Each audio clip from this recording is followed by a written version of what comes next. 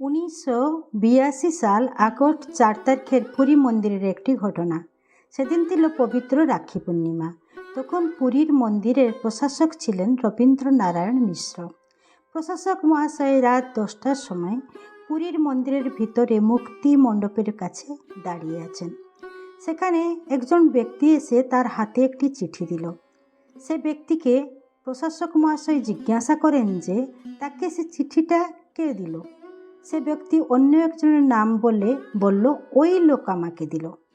আবার সেই লোককে যখন জিজ্ঞাসা করা হলো, সেই লোক আরেকজনের নাম বলল। এইরকমই 4-5 জনকে জিজ্ঞাসা করার পরও কিছুতেই জানা গেল না আসলে চিঠিটা কোথায় থেকে এসেছে। প্রশাসক মহাশয় চিঠিটি কে দিয়েছে এই কারণে জিজ্ঞাসা করছিলেন। সাধারণত সব চিঠি তিনি জগন্নাথ মন্দিরের কার্যালয়ে পান, কিন্তু সেই চিঠিটি অসময়ে আবার মন্দির ভেতরে কেন তিনি সে চিঠিটি পেলেন এই কথা তিনি ভাবছিলেন। যাই হোক, চিঠি সম্পর্কে আর বেশি গবেষণা না করে তিনি চিঠির এনভেলপটি এবারে খুললেন। এনভেলপটি খোলার মাত্রে সে চিঠি ভিতর থেকে একটি 5 টাকার নোট নিচে পড়ে গেল। প্রশাসক মহাশয় নোটটিকে কুড়িয়ে নিলেন। প্রশাসক মহাশয় চিঠিটি খুলে অনুভব করলেন একটি ছোট্ট বাচ্চার হাতের লেখা চিঠি।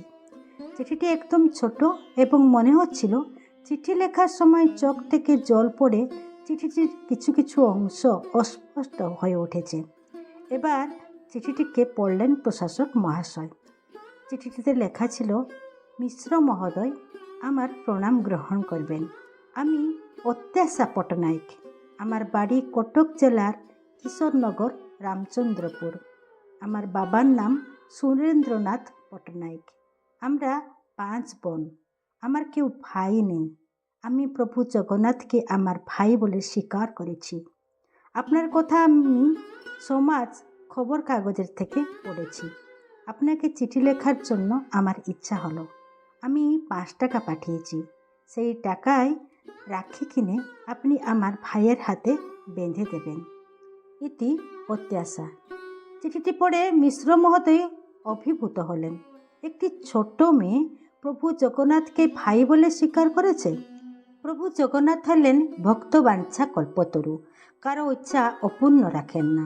জগন্নাথের হাতে রাখি বাঁধবে বলে 5 টাকা পাঠিয়েছে।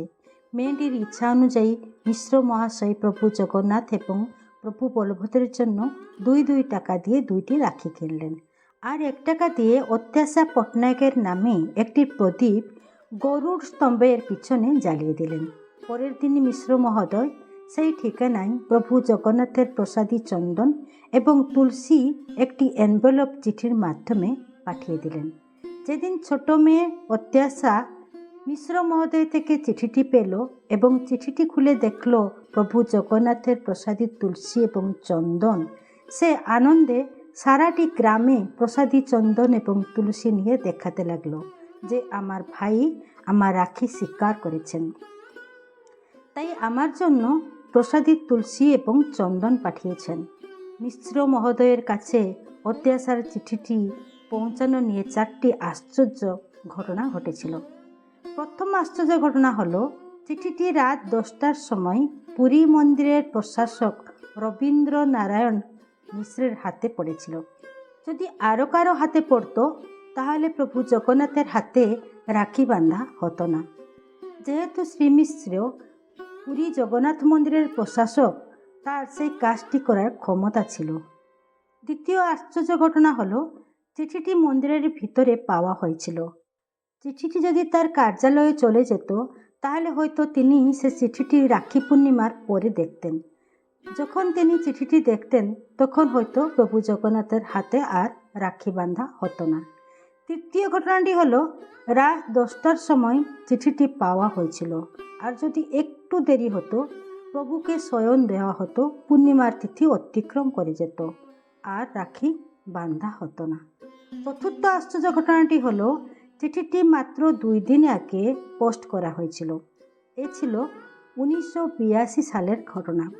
তখনকার সময় আবার পোস্ট অফিসে রাখি পূর্ণিমার মতো ভিড়ের সময় 2 দিনের মধ্যে কখনো পুরীতে চিঠি পৌঁছানো সম্ভব ছিল না। যে প্রভুর হাতে সৃষ্টি স্থিতি প্রলয়ের তাণ্ডব চলছে, তার জন্য এই উপরে বর্ণিত 4টি অসম্ভবকে সম্ভব করা কোনো আশ্চর্য নয়। সরল সহজ 8 বছরের মেয়ে অত্যাশা কালিয়া বলিয়া এই 2 ভাইকে তার 2 বড় ভাই রূপে স্বীকার করে নিয়েছে। ভগবান তো ভক্তের হৃদয় দেখেন, আর পরিষ্কার পরিচ্ছন্ন হৃদয়ে থাকতে ভীষণ ভালোবাসেন। তাই অত্যাশা পটনায়ককে তিনিও নিজের ছোট্ট বোন হিসাবে গ্রহণ করেছেন। তার ভালোবাসার রাখিকে স্বীকার করার জন্য তিনিও চিঠিটি তার কাছে পৌঁছানোর পর অবধি সমস্ত বাধাবিঘ্নকে দূরীভূত করেছেন। ভক্তবন্ধু, প্রভু জগন্নাথকে যে নিজের আত্মীয়ভাবে স্বীকার করেছে, প্রভু জগন্নাথ তার সম্পূর্ণ দায়িত্ব নিয়ে থাকেন। এই ভিডিওটি নিশ্চিতভাবে আমার প্রতিটি বোনকে প্রভাবিত করবে। প্রতিটি বোনকে আমার একটি কথা বলার আছে, তোমরা যে যেখানে থাকো না কেন, তোমাদের ইষ্টের সাথে তোমাদের একটি ঘনিষ্ঠ সম্পর্ক গড়ে তোলো। এই ইষ্ট তোমার রাম হোক, কৃষ্ণ হোক, রামকৃষ্ণ হোক, প্রভু জগন্নাথ হোক, শিব ঠাকুর হোক বা শক্তি স্বরূপিণী মাই হোক না কেন, তাকেই তোমার নিজের করে নাও আর তোমার সমস্ত দায়িত্ব তার হাতে সমর্পণ করে রাখো। দেখবে, দ্রৌপদীকে যেমন শ্রীকৃষ্ণ যখন তখন তার বিপদের সময় এসে তার কাছে দাঁড়াচ্ছিলেন, ঠিক সেই রকমই তোমাকে প্রতিটি বিপদ থেকে তিনি রক্ষা করবেন। আরেক দিনের ঘটনা, অত্যাশা পটনায়ক পুরীর মন্দিরের প্রশাসক মিশ্র মহোদয়কে আরেকটি চিঠি লিখে আমলকি নবমীর কিছুদিন আগে জানিয়েছে যে ও পুরী তার স্কুলের বন্ধু এবং টিচারদের সাথে পিকনিক করতে আসবে। তখন যেন তিনি তার বড় ভাইকে একটু দেখিয়ে দেন। দুর্ভাগ্যবশত সেদিন পুরীর মন্দিরের একটি মকদ্দমা হাইকোর্টে থাকার কারণে মিশ্র মহোদয় কটক গেছেন। অত্যাশা পটনায়ক পুরীর মন্দিরে এসে মিশ্র মহোদয়কে পায়নি। এদিকে প্রভু জগন্নাথের মাথায় লাল রঙের ফিতে বেঁধে গিয়েছিল, বন্ধ আছে, আর তোর মাথায় এই নীল রঙের আমি জানিয়ে রেখেছিল। বছরের 2 মাস দাদা বললেন এই লাল রঙের ফিতেটা নোংরা হয়ে গেছে, স্বয়ং দেওয়া হয়।